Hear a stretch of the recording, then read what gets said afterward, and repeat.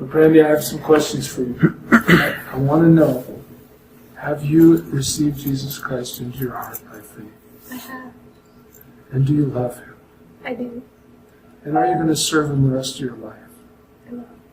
Will you be His slave? I will. Praise God for you, Brandie.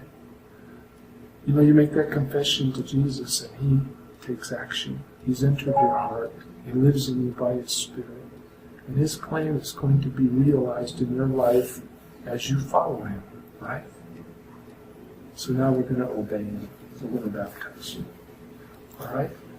So Brandie, because of your confession of faith, come a little farther toward us now. Because of your confession of faith, that you believe in Jesus Christ and that you want to follow Him the rest of your life, that you belong to Him now by the power of His Spirit. It's my great honor before God and His witnesses to baptize you in the name of the Father, and of the Son, and of the Holy Spirit.